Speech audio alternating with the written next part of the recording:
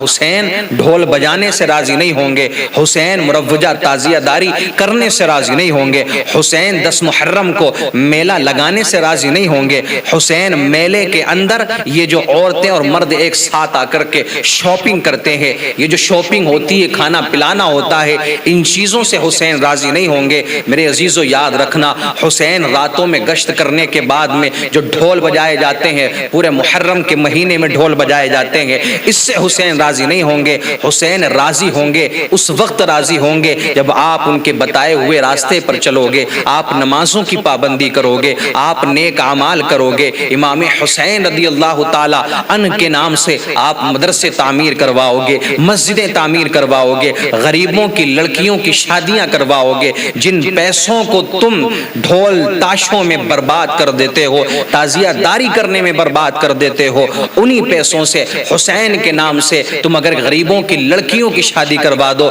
سنستھا بنانے کے بعد میں رب کعبہ کی قسم میرا ایمان، میرے آقا کریم صلی اللہ تعالی علیہ وسلم ارشاد فرماتے ہیں، حسین منی وانا من حسین، احب اللہ من احب حسینا، حسین سبت من الاسباط۔ میرے آقا نے ارشاد فرمایا میرے عزیزو کہ حسین مجھ سے ہے اور میں حسین سے ہوں، اللہ اسے محبوب رکھتا ہے، اللہ اس سے محبت کرتا ہے کہ جو حسین سے محبت کرتا ہے، جو حسین کو محبوب رکھتا ہے، اور حسین میرے نواسوں میں سے ایک نواسا ہے۔ میرے آقا فرماتے ہیں الحسن والحسین سیدہ شباب اہل الجنہ، حسن اور حسین جنتی جوانوں کے سردار ہے۔ حضرت عبد الرحمن رضی اللہ تعالیٰ عنہ فرماتے ہیں کہ ایک عراقی آیا نا تو اس نے سوال کیا حضرت عبداللہ ابن عمر رضی اللہ تعالیٰ عنہ سے، اس نے سوال مچھر کے خون کے متعلق کیا کہ جو خون کپڑوں کو لگ جایا کرتا ہے، اس نے اس کے متعلق سوال پوچھا۔ عبد الرحمن رضی اللہ تعالیٰ عنہ فرماتے ہیں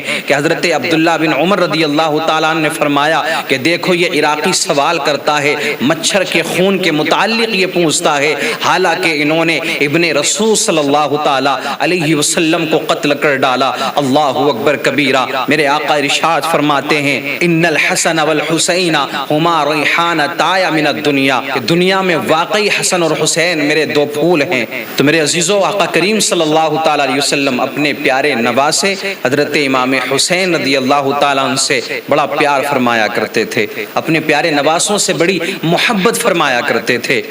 ابو اسامہ بن زید رضی اللہ تعالیٰ عنہ فرماتے ہیں کہ ایک مرتبہ نا میں آقا کریم صلی اللہ تعالیٰ علیہ وسلم کی بارگاہ میں پہنچا، کسی حاجت کو لے کر کے میں پہنچا تھا، کچھ مجھے پوچھنا تھا کہ میں نے دروازے پہ جا کر کے دستک دی۔ جب دروازے پہ دستک دی تو اندر سے آقا کریم صلی اللہ تعالیٰ علیہ وسلم نے دروازے کو کھولا۔ میں کیا دیکھتا ہوں کہ آقا کریم صلی اللہ تعالیٰ علیہ وسلم چادر مبارک کو اوڑے ہوئے ہیں اور وہ چادر تھوڑی اٹھی ہوئی ہے۔ میں نے پہلے اپنا سوال کیا، سوال کرنے کے بعد میں جب میں حاجت سے فارغ ہو گیا پھر میں نے سوال کیا یا رسول اللہ علیہ الصلاۃ والتسلیم، یا رسول اللہ ہمارے ماں باپ آپ پر قربان، آقا ہماری جانیں آپ پر قربان، یا رسول اللہ علیہ الصلاۃ والتسلیم میں ایک بات پوچھنا چاہتا ہوں، میرے آقا آپ ہم سے کچھ چھپاتے نہیں ہیں، آج تک آپ نے ہم سے کچھ چھپایا نہیں ہے، آپ نے ہم کو سب کچھ بتایا ہے، آپ نے ہم کو جینے کا طریقہ بتایا ہے، زندگی گزارنے کا طریقہ بتایا ہے، یا رسول اللہ آپ نے سب کچھ بتا دیا ہے، رب کی ہمیں پہچان ہوئی ہے تو وہ آپ نے ہمیں بتایا ہے۔ میرے آقا میں ایک سوال کرنا چاہتا ہوں۔ آقا کریم صلی اللہ تعالیٰ علیہ وسلم نے ارشاد فرمایا اسامہ بتاؤ کیا سوال کرنا چاہتے ہو؟ تو حضرت اسامہ بن زید رضی اللہ تعالیٰ عنہ عرض کرتے ہیں یا رسول اللہ آپ نے اپنی چادر مبارک میں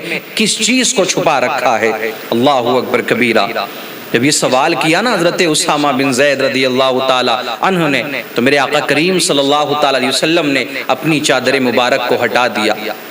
حضرت اسامہ فرماتے ہیں کہ میں نے دیکھا کہ ایک طرف ایک گودی میں حضرت امام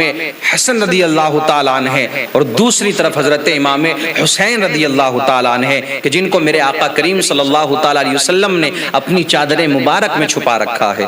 حضرت اسامہ بن زید رضی اللہ تعالیٰ عنہ فرماتے ہیں کہ اس کے بعد میں میرے آقا نے فرمایا ھذا نبنایا وابن ابنتی اللہم انی احبہما فاحبہما واحب من یحبہما۔ آقا فرماتے ہیں یہ دونوں میرے بیٹے اور میری بیٹی فاطمہ کے بیٹے ہیں۔ پھر میرے آقا نے اپنے ہاتھوں کو بلند کیا اور دعا کی، اے اللہ میں ان سے محبت کرتا ہوں، میں اپنے نواسوں سے محبت کرتا ہوں، تو بھی ان سے محبت فرما، اور جو ان سے محبت کرتا ہے اے اللہ تو اسے بھی اپنا محبوب بنا لے۔ حقیقت میں حضرت امام حسین رضی اللہ تعالی عنہ کی محبت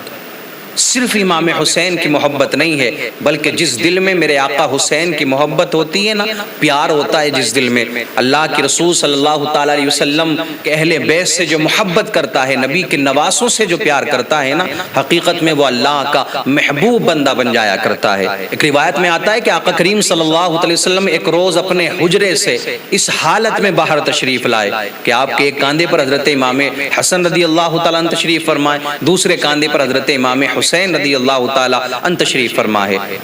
چند صحابہ کرام موجود ہیں، سوال کر لیا، یا رسول اللہ انکا تحبہما؟ فقال نعم، من احبہما فقد احبنی ومن ابغضہما فقد ابغضنی۔ سوال کیا، یا رسول اللہ کیا آپ ان دونوں کو محبوب رکھتے ہیں، ان سے محبت کرتے ہیں؟ میرے آقا نے ارشاد فرمایا ہاں میں ان سے محبت کرتا ہوں۔ جس شخص نے ان سے محبت کی گویا اس نے مجھ سے محبت کی، اور جس نے ان سے دشمنی رکھی، ان سے بغض رکھا، ان سے عداوت رکھی، تو اس نے مجھ سے بغض رکھا، مجھ سے دشمنی رکھی۔ اللہ اکبر کبیرہ۔ عزیزو، اللہ اور اس کے رسول کے محبوب بننا چاہتے ہو، امام حسین کی محبت اپنے دل کے اندر پیدا کر لو، اہل بیت اطہار سے محبت کرنا شروع کر دو۔ یہ ایمان کا ایک حصہ ہے، جو اہل بیت سے دشمنی رکھنے کے بعد میں اس دنیا سے جائے گا، اس کا جہنم کے علاوہ کوئی اور ٹھکانہ نہیں ہے۔ اور یار محبت کیوں نہ ہو، پیار کیوں نہ ہو؟ علامہ ابن حجر عسقلانی ابن سیرین سے مروی حدیث پاک بیان کرتے ہیں کہ حضرت انس رضی اللہ تعالیٰ عنہ نے فرمایا کان الحسن والحسین اشبہہم برسول اللہ صلی اللہ تعالیٰ علیہ وسلم۔ حضرت امام حسن اور حسین